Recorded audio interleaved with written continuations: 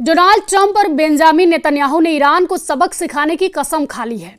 इसके बाद से तेहरान, शिराज, इस्फहान और मशहद तक के कई शहरों में आपातकालीन सायरन बजने लगे हैं। अंतर्राष्ट्रीय सुरक्षा विशेषज्ञ चेतावनी दे रहे हैं कि ट्रंप अगले 24 घंटों के भीतर कोई बड़ा कदम उठा सकते हैं और दुनिया की नजरें अब ईरान की ओर टिकी हुई है। न्यूज़ 18 के डिजिटल प्लेटफॉर्म पर आपका स्वागत है। मैं हूं प्रिया सिंह। इस वक्त ईरान की तीन ताकत इजराइल और अमेरिका के निशाने पर है। पूरी दुनिया इस ताकत के बारे में जानती है।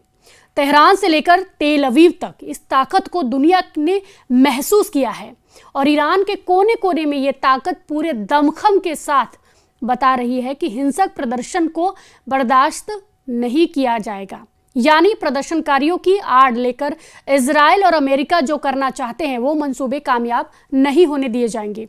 ईरान की लीडरशिप इस वक्त ट्रंप और नेतन्याहू के टारगेट पर है।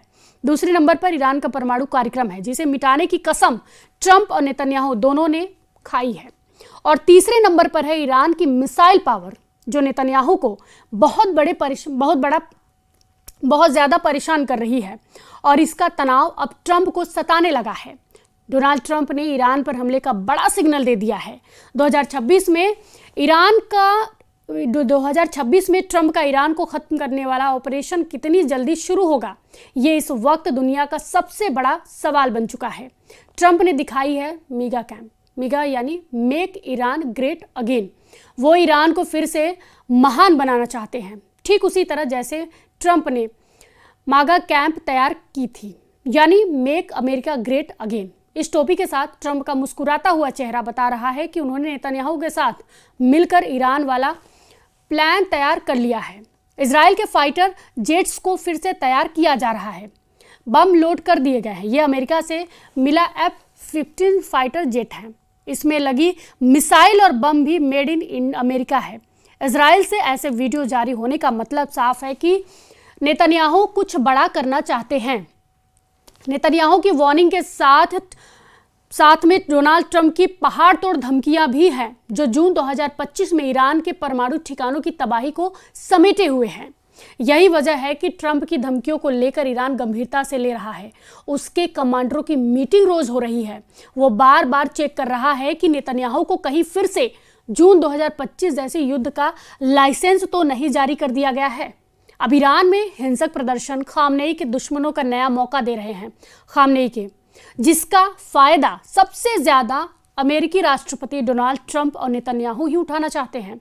सवाल है कि क्या अगले 24 घंटे में ईरान पर सबसे बड़ा हमला होगा या फिर 2026 में जनवरी के महीने में ईरान में कुछ बड़ा होने वाला है, जिसकी तैयारी खुफिया तरीकों से की गई है और इसे ही ट्रंप का जनवरी जैकपॉट कहा जा रहा है।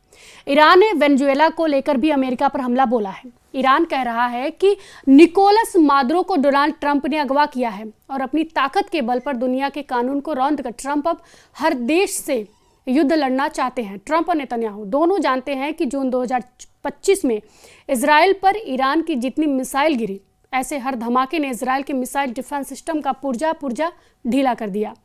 तेल अवीव से लेकर हाइफा और अशदोद से लेकर बेन गुरियन हवाई अड्डे तक हर मिसाइल हमले ने नेतन्याहू को ईरान पर नया प्लान बनाने पर मजबूर कर दिया है। यही वजह है कि नेतन्याहू ने ईरान को घेरने के लिए अब नई तिगड़म लगाई है। 13 जून 2025 को ईरान पर हमला हुआ था और उसके बाद 12 दिन तक दोनों तरफ से एक दूसरे पर हमले हुए थे। हमले दिन रात हो रहे थे। एक तरफ फाइटर जेट तो दूसरी तरफ से बैलिस्टिक मिसाइल दागी गई। एक तरफ नेतन्याहू ने कमान संभाली, जिसके अमेरिका से भी पूरी मदद मिली, तो दूसरी तरफ ईरान के सर्वोच्च नेता अली खामनेई ने मोर्चा संभाला और तमाम मिलिट्री लीडरशिप खत्म होने के बाद फौरन सेना की कमान नए कमांडरों के हाथों में दी। और फिर 12 दिनों तक ईरान ने बता दिया कि इजराइल की शुरुआती स्ट्राइक के बाद भी उसकी मिसाइल पावर बरकरार है। ईरान के तेवर बता रहे हैं कि उसकी मिसाइल फिर तैयार है और ईरान पर फिर से हमला हुआ तो तेल अवीव और हाइफा बहुत बुरी तरह दहलेगा। ये वार्निंग ईरान से लगातार आ रही है। ईरान के बड़े बड़े जनरल लगातार इजराइल को वार्निंग दे रहे हैं। ईरान बार बार बता रहा है कि उसकी मिसाइल पावर इजराइल और अमेरिकी अड्डों पर हमले के लिए तैयार है। ये वार्निंग ईरान लगातार दे रहा है। ईरान जून में हुए युद्ध की बार बार याद दिला रहा है। ईरान के सर्वोच्च नेता अली खामनेई के जनरल दावा कर रहे हैं कि इस बार युद्ध हुआ तो नई तरह की मिसाइल से हमला होगा। वहीं ईरान के कमांडर दावा कर रहे हैं कि उसका नया मिसाइल जखीरा इतना खतरनाक होगा कि इजराइल को सरेंडर करने में 12 दिन का वक्त नहीं लगेगा। ईरान इस बार ऐसा जवाब देगा कि इजराइल 12 घंटे के अंदर सरेंडर कर देगा, यानी 12 दिन नहीं 12 घंटे वाली वार्निंग ईरान की तरफ से जारी की जा रही है। ईरान की सेना ने ईरान की मिसाइल पावर को लेकर बहुत बड़ा दावा किया है। ये ऐसा दावा है जिसके बारे में पूरी दुनिया को अलर्ट कर रहा है। इजरायली सेना के एक बड़े कमांडर ने इजरायली संसद को बताया है कि ईरान ने जून में हुए युद्ध के बाद अपनी बैलिस्टिक मिसाइल का प्रोडक्शन को बढ़ाना शुरू कर दिया है। उसकी मिसाइल ज़्यादा रेंज की भी है, बड़े वॉरहेड से भी लैस है और उनको रोकना पहले जैसा आसान नहीं होगा। इजराइल सेना ने कहा है कि इस बात को नेतन्याहू सरकार बहुत गंभीरता से ले। पहले नेतन्याहू ने खुद दावा किया था, जो अब झूठा साबित हो रहा है। ईरान पर किए गए हमलों के दौरान इजराइल ने उसकी मिसाइल अड्डों को तबाह करने का दावा किया था, लेकिन अब इजराइल में ही कहा जा रहा है कि ईरान की मिसाइल पावर बरकरार ही नहीं बल्कि और आगे बढ़ रही है, जिसका सबसे बड़ा खतरा इजराइल को होगा। और फिर खाड़ी के आसपास अमेरिका के सैन्य अड्डे भी इसकी चपेट में आएंगे। अगर ऐसा हुआ तो समझ लीजिए फिर ईरान और इजराइल के बीच आखिरी दम तक युद्ध लड़ा जाएगा। सवाल है कि ईरान में जो हालात अभी हैं उसे लेकर क्या ट्रंप वहां वेनेजुएला जैसा ऑपरेशन कर सकते हैं, या फिर भीड़ के बहाने क्या ईरान में तख्ता पलट वाला ऑपरेशन अंजाम दिया जा सकता है। इसमें कोई शक नहीं कि इजराइल और अमेरिका इस वक्त खामनेई और उनके कमांडरों के लिए हालात मुश्किल करना चाहते हैं, ताकि जो मकसद जून 2025 में पूरा नहीं हुआ वो 2026 में किसी तरह हासिल कर लिया जाए। इस वीडियो पर आपकी क्या प्रतिक्रिया है, हमें कमेंट बॉक्स में ज़रूर बताएं। फॉलो कीजिए न्यूज़ 18।